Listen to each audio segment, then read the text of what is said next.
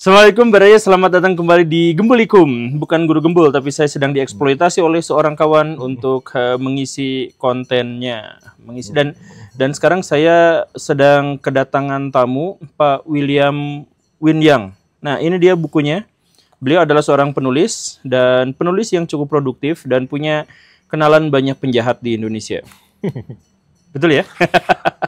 Ya, penjahat atau tidak penjahat itu relatif gitu ya. Oke. Di hadapan saudaranya, keluarganya mereka adalah pahlawan. Cari aman. Bahaya. Sekarang kita akan berbicara tentang ekonomi Indonesia ke depan, karena sebenarnya sekarang tuh banyak sekali peristiwa-peristiwa yang berhubungan dengan ekonomi dan kemudian reaksi-reaksi pemerintahan kita yang agaknya harus dibahas. Kita mulai dari hal yang sangat sederhana dan sudah banyak dibahas oleh orang lain. Kita bahas dimulai dari Danantara. Ya. Pak, saya curiga soal Danantara, soalnya anggaplah Danantara itu adalah sarana investasi, anggaplah. Yes. Dan investasi itu biasanya dilakukan kalau kita sudah punya duit aman. Yes, surplus. Iya, jadi saya udah punya banyak duit, duitnya udah dingin, duitnya udah nggak lagi di apa. Nah, maka saya berpikir untuk investasi. Pikiran sederhana saya begitu. Ya. Kenapa di Indonesia Danantara justru muncul ketika Indonesia lagi krisis, bukan lagi surplus? Itu hal yang menarik kan? Ya, iya itu dia. Pertama, Indonesia tanpa Danantara pun sudah ada sovereign fund yang dibikin Sri Mulyani beberapa waktu sebelumnya. Tiba-tiba muncul lagi Danantara gitu kan. Dan kenapa nggak digabung ke sana? Tiba-tiba muncul Danantara ya. Pejabat punya berbagai macam alasan. Tapi saya nggak mau menuduh mereka punya niat jahat. Cuma kalau saya berpikir, tentunya Danantara ini bisa digunakan untuk hal baik atau hal buruk. Iya. Saya berpikir apa yang saya lakukan, apa saja yang bisa dilakukan lewat Danantara. Kalau Danantara dibikin pada saat Indonesia dalam keadaan lagi di puncak, kita bisa bilang ini mau jadi the next Temasek. Iya. Tapi kalau misalkan kita dalam kondisi seperti krisis dan dibikinnya agak terburu-buru, kemungkinan besar untuk cari duit. Oke. Dengan ukuran perusahaan sebesar Danantara, asetnya 14.000 T, terus pelurunya katanya 350 T. Ini kan katanya. 350 T itu kan dari penghematan yang kemarin, bukannya untuk subsidi APBN, tapi langsung dicemplungin ke Danantara. Iya. Nah, ini semuanya kan katanya ya, saya kan nggak menuduh gitu ya. Nah, beberapa cara itu, yang pertama, yaitu untuk goreng saham. Pertama duit itu bisa digunakan untuk goreng saham, naikin saham, habis itu take profit. Tapi itu langsung di-dump, make money seperti yang dilakukan Donald Trump. Ngomong kotor ke seluruh dunia, harga saham berjatuhan di titik terendah. Oke, dia buy.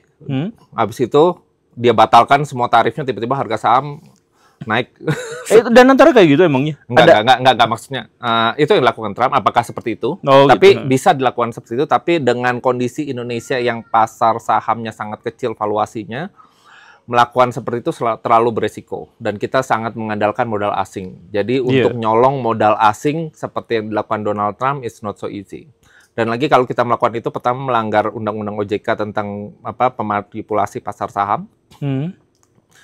Dan kita ini dan itu nggak cantik. Dan dengan ukuran Danantara, begitu kita masukin duit, misalkan 100 T aja, bukan 100 T lah, kita anggap 50 T aja masuk. Iya, lebih kecil. Nah, 50 T itu pasar langsung gempar, pasti langsung naik semua.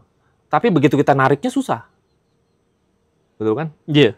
Karena bisa naik, nggak bisa keluar. Nah, kalau kita pakai skenario Donald Trump, jadi nggak memungkinkan tapi sangat sulit. Iya, jadi untuk apa kalau The second skenario berikutnya, cara cari duit berikutnya adalah ini harga sahamnya digoreng naik. Habis itu kita jual block sales ke perusahaan asuransi, kemana kita dapat cash gede. Karena dengan diskon kecil. Jadi itu memang biasa dilakukan oleh para pemain-pemain saham. Saya nggak bilang manipulator ya, sorry. Para pemain-pemain saham di pasar modal, dapat harga saham digoreng setinggi langit, habis itu dijual ke institusi seperti Jiwasraya, seperti Asabri. Iya. Ya udah dijual ke sana dan karena mereka punya dana pensiun yang begitu besar, dapat block sales gede. Dan ini yang beli juga bisa asing segala macam, Prudential, Allianz, perusahaan insurance, atau sovereign financing. Tapi kalau kita melakukan itu, kita bisa dituduh menjual aset negara. Ya emang iya kan? Iya betul. Nah, tapi gimana caranya supaya enggak? Ya kita bisa skenario berikutnya adalah yang penting bikin duit instan ini kan. Kita lakukan repurchase agreement. Apa itu? Nah, jadi ngutang dengan jaminan saham. Oh. Jadi kita ngutang jaminan saham ini seperti yang dilakukan oleh Tesla, seperti yang dilakukan oleh bilioner-bilioner di Amerika. Kenapa mereka bebas pajak? Jadi keuntungan mereka nggak terima gaji dari perusahaannya, tapi harga sahamnya naik selangit. Habis itu mereka tinggal menjaminkan sahamnya ke JP Morgan dan lain-lain untuk dapat loan. Jaminannya saham itu.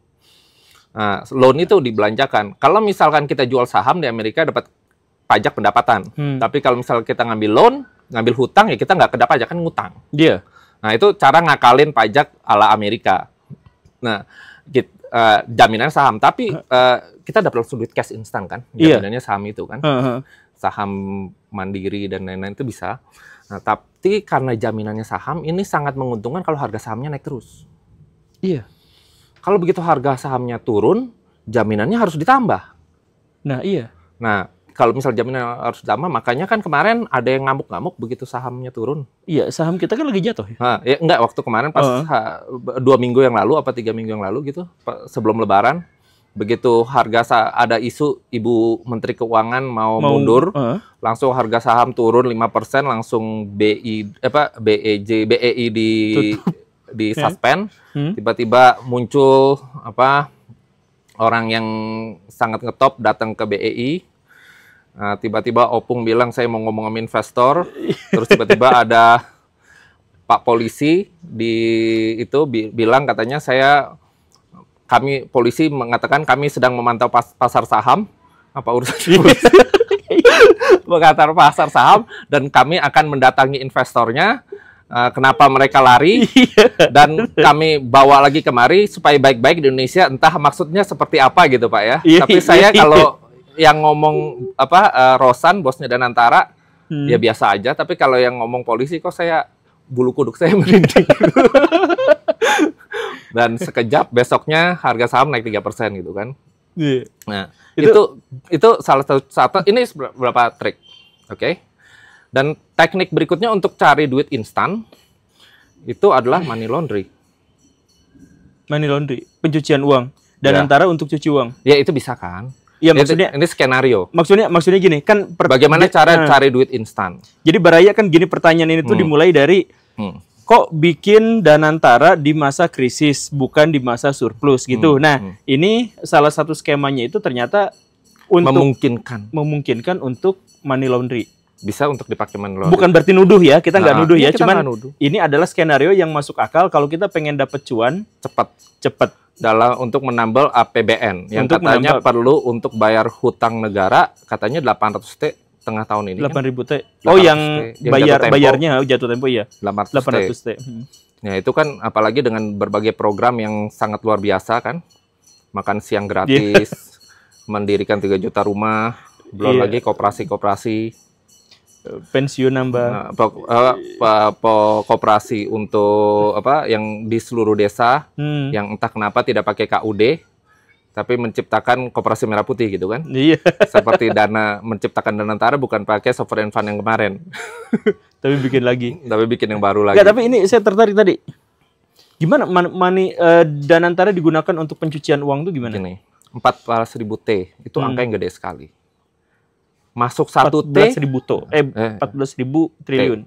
Masuk 100 T, keluar 100 T, nggak kerasa. Clear kan? Gampang kan nyumpetnya. Iya. Anggap aja untung saham. Anggap aja untung investasi. Ya maksudnya berbagai macam skenario ya. Nggak, jadi maksud Bapak tuh uang-uang ilegal, uang-uang haram, uang korupsi itu bisa dicuci di situ gitu? Bisa. Dan itu alasan kenapa beberapa di antara koruptor dilibatkan di sini gitu misalkan. Mungkin. Ya, sekali lagi kita nggak nuduh ya. Mungkin itu bukan koruptor yang sudah bertobat dan bersedia tidak bekerja tanpa dibayar, walaupun saya juga bersedia kerja di Danantara tanpa dibayar. Pak Guru bersedia? Saya bersedia, tapi catatan Baraya kemarin ketika dipertanyakan kepada Pak Prabowo Subianto, kenapa tokoh-tokoh yang kontroversial yang memiliki rekam jejak yang jelek untuk soal korupsi dan penyimpangan dana itu dilibatkan dalam Danantara, Pak Prabowo mengatakan bahwa mereka dilibatkan karena mereka mau ngasih jasa mereka gratis. Mereka mau ikhlas berjuang untuk Danantara Indonesia. Jadi yang Pak Taksin gitu ya, diantaranya yang punya reputasi yang jelek, Pak Prabowo mengatakan bahwa dia disebut koruptor tuh sama lawan politiknya. Dan itu adalah sesuatu yang lumrah untuk sebuah negara. Tapi bahwa beliau mau menjabat di Danantara tanpa dibayar sepeser pun, nah itulah yang harus kita apresiasi. Itu pernyataan dari Pak Prabowo Subianto. Pak Guru mau ya menjabat di Danantara? Nah, itu masalahnya. Kalau saya menjabat di Danantara, bahkan kalaupun saya harus bayar tuh saya mau. Jadi boro-boro gak dibayar, saya justru malah bayar. Karena ada banyak keuntungan. Ya, bisa bermain sulap di sana. Bisa gitu. Karena dengan saya megang uang 14.000 aset 14.000 T. Aset dengan peluru 350 T. Yang katanya 350 T. Ya katanya ya, sudah terkumpul atau belum. Coba kita cari sisi positifnya. Nah, ini sisi positifnya. Misalkan kita untuk laundry korupsi yang jumlahnya triliunan atau duit, anggaplah judi online yang sudah sekian tahun menghancurkan perekonomian Indonesia, yang tidak pernah dikecam. Ada yang mengeluh banyak, mengeluh nih Kamboja nih, tapi nggak pernah mengecam seperti waktu batik di Aku Malaysia. Itu baru mengecam. Iya, batik di Aku Malaysia kita marah-marah. Iya. Mau jihad lawan Malaysia kan? Iya. Gayang Malaysia. Iya. Bagian Kamboja salah satu negara paling miskin di ASEAN. Padahal yang menghancurkan perekonomian kita adalah judi online, tapi nggak pernah ada yang menghujat Kamboja. Mungkin ya, ini mungkin atau mungkin aja ini nggak pernah ada, ini spekulasi. Mungkin kalau misalkan benar-benar itu duit haram yang katanya 800 T setahun, diambil dari rakyat Indonesia itu, dari rakyat yang bukan kaya tapi rakyat menengah ke bawah, diambil dan disimpan kemungkinan besar di luar negeri, itu dengan mudah bisa dimasukkan lewat suatu perusahaan investasi yang ukurannya segede Danantara. Oh, ini teori konspirasi yang mengerikan. Bukan teori, ini skema yang masuk akal. Masuk akal. Ini bukan teori konspirasi. Ini kalau saya penjahat bisa akan lakukan itu. Tapi tentunya, kalau Bapak penjahat, Bapak akan melakukan itu. Atau saya mungkin mau berdamai dengan para penjahat. Ya sudahlah, negara perlu duit, yuk bantu investasi. Mungkin. Ya, ini saya pengen nyambung dari yang tadi. Fakta bahwa pusat judi online yang memeras Indonesia itu ada di perbatasan Kamboja dengan Thailand. Yes. Dan bahwa orang yang kemudian diangkat menjadi salah satu petinggi Danantara juga adalah orang Thailand. Yes. Nyambung nggak sih gitu? Mungkin Taksin nggak punya pengaruh apapun di Thailand lagi. Ya pasti ada lah, karena mantan presidennya. Anaknya juga jadi presiden gitu kan. Ya, tapi kita anggap dia sudah nggak pengaruh lagi, tapi kemungkinan besar kalau memang korupsinya seperti yang di demo kemarin itu, sebegitu besarnya, ya kemungkinan besar duitnya banyak dan disimpan di suatu tempat. Dan duitnya itu tidak bisa dicairkan ke Thailand, karena mau digorok rame-rame dia. Bagaimana kalau dicairkan di Indonesia? Iya, itu dia. Bagaimana kalau dia? Atau mungkin dia nggak punya duit, tapi ya sudah dengan tulus, dengan pengalamannya untuk mencegah korupsi di Indonesia itu bisa juga kan. Dia udah nggak punya duit, tapi dengan tulus, tidak digaji, datang ke Danantara dengan ikhlas, menjadi pengawas Danantara karena tujuannya untuk membagi supaya tidak dikorupsi. Itu juga bisa. Iya, ya bisa. Selain mencuci duitnya sendiri yang mungkin tersembunyi di suatu tempat yang tidak bisa dipakai. Oke, kita berbicara banyak sekali skenario dari Danantara. Tapi seberapa besar peluang dia bisa memberikan keuntungan besar buat Indonesia dalam waktu singkat? Oke. Seperti begini, itu very challenging ya kalau dalam kondisi sekarang. Kondisi sekarang, karena semua negara lagi mumet. Siapa orang yang cukup kaya untuk ngebeli kita? Mungkin Norway. atau Amerika. Kan mereka baru ngerampok banyak negara itu kan. Iya. Bahkan Donald Trump dengan bangga bilang, kita dapat $2 miliar per hari.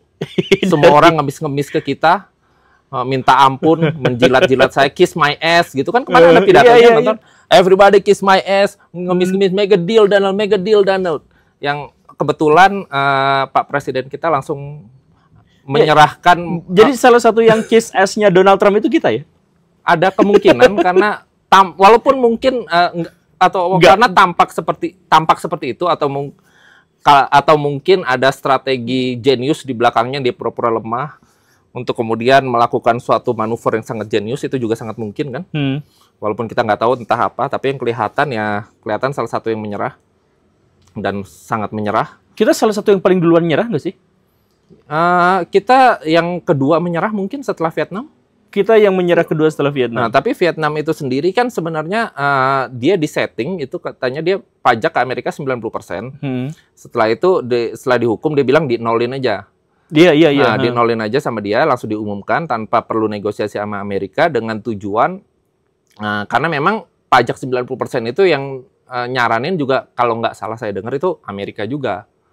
Supaya Vietnam jadi ada duit untuk muterin ekonomi ngelawan Cina. Katanya.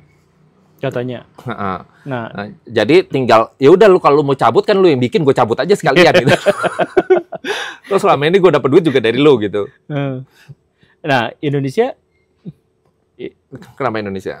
Iya, tadi Indonesia langsung melepaskan, menurut saya terlalu cepat menyerah gitu ya. Iya. Baru disebut tarif, langsung angkat tangan dan menyerah semenyerah-menyerahnya. Itu tampak menyerah sebenarnya, atau di luar mungkin ada strategi khusus yang sangat jenius di belakang untuk memanfaatkan situasi. Ya, kita lihat yang nampak aja gitu kan.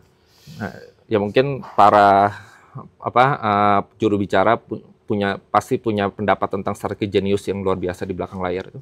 Tapi tampak kita suatu yang sudah dibangun dengan sangat baik, yaitu TKDN. Minimal semua harus produksi ini akan menghasilkan tenaga kerja kan dengan TKDN. Itu katanya mau dihapus, walaupun belakangan antara ya apa enggak dihapusnya. Habis itu juga nggak usah ada barrier lagi, semuanya silakan impor sesuka hatinya gitu kan. Itu tampak, walaupun nanti mungkin di catatan itu kecuali ada kecualinya. Tapi itu langsung begitu ngomong langsung kelihatan sekali.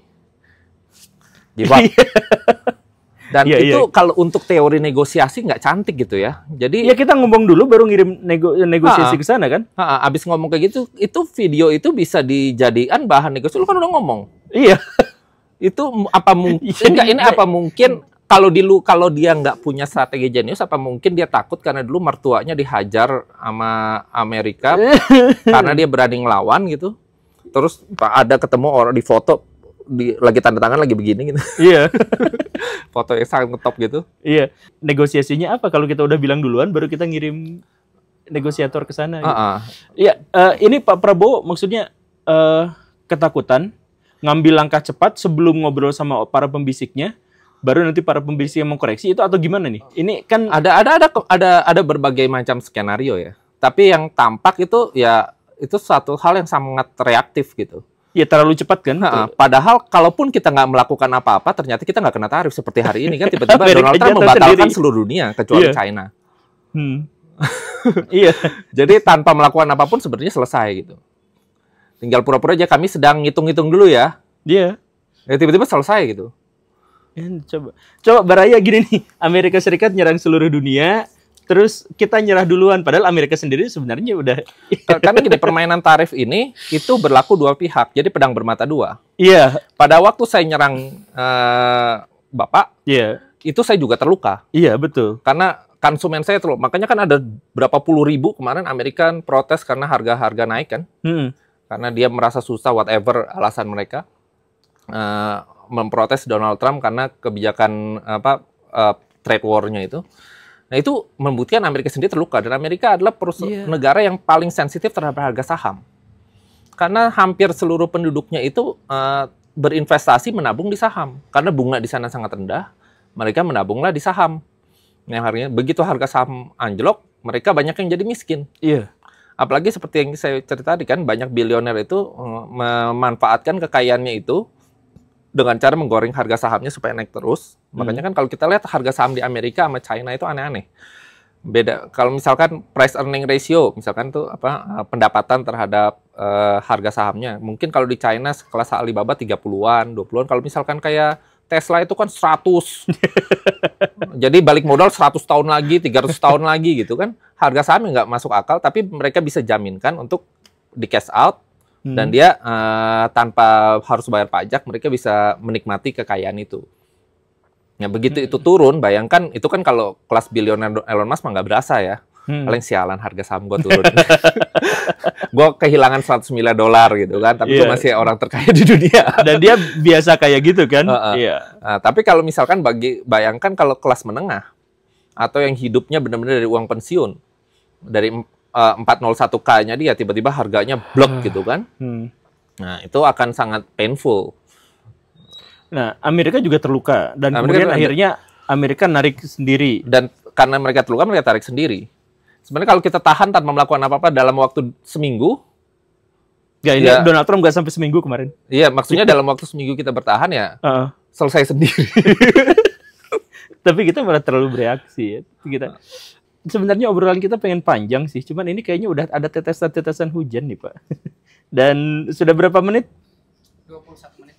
Masih ada 4 menit sebelum halilintar menyambar. Khawatir ya barang elektronik, tapi sedikit lagi lah. Sedikit lagi ya? Ya. Tuh kan? Tuh kan? Apa jangan-jangan ini kiriman? Oh iya, mungkin ini kiriman. Karena kita ngomong. Ini barang elektronik di tempat terbuka, tapi ya semoga lah aman. Nah, jadi dengan situasi pemerintahan kita yang terlalu reaktif dan kayaknya tergesa-gesa untuk ngambil tindakan, kayaknya panik, kita ketakutan gitu ya. Kita langsung nyerah kayak langsung ketemu rampok, langsung ampun Pak, ampun, saya punya duit, punya ini, akan ambil semuanya gitu loh. Iya kayak gitu. Ini kan sebenarnya bukan reaksi yang bagus, bukan reaksi yang positif.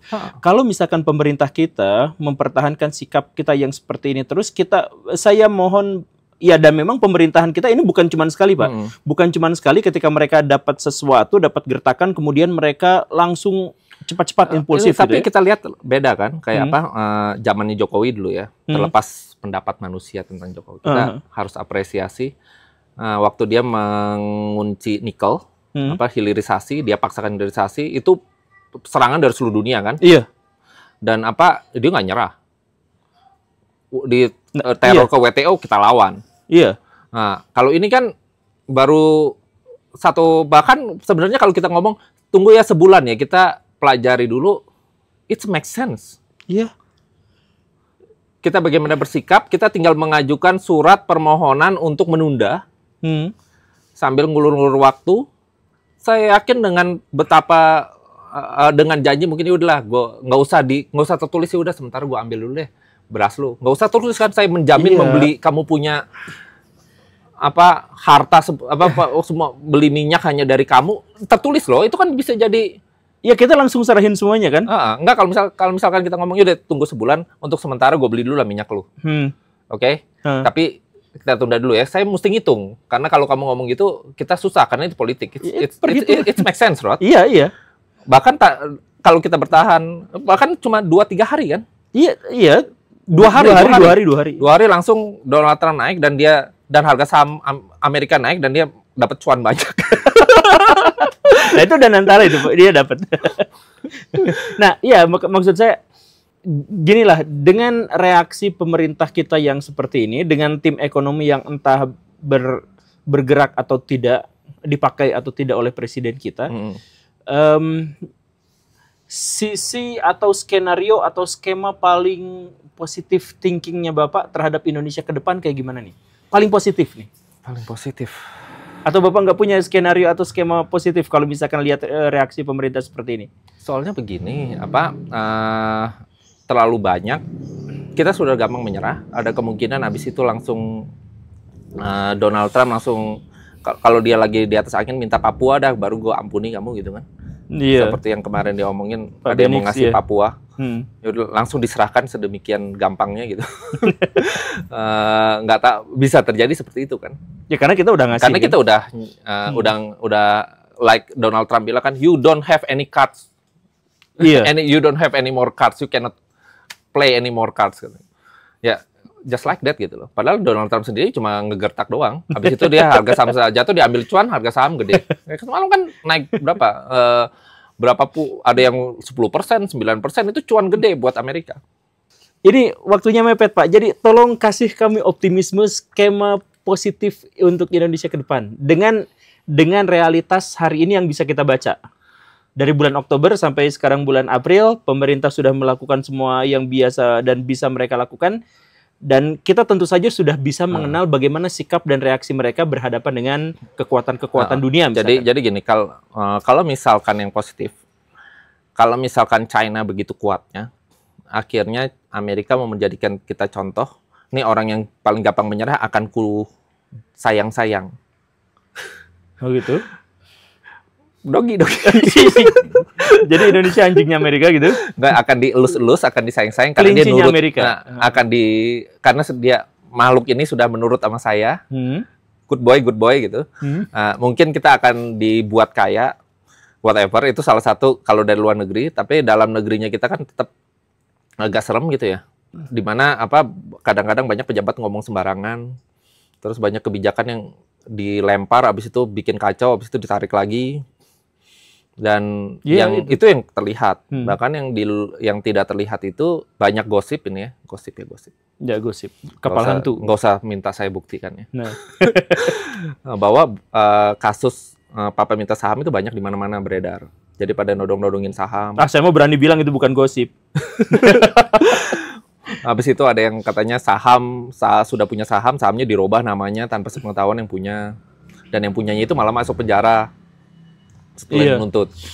Nah, dan itu juga banyak kasusnya orang yang masuk investasi bodong terus dilaporkan ke aparat, gosip lagi. Jangan tanya. Nah, habis itu ya malah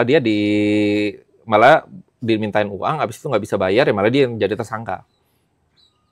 Banyak kasus kayak gitu. Ya itu banyak cerita. Oh, banyak cerita.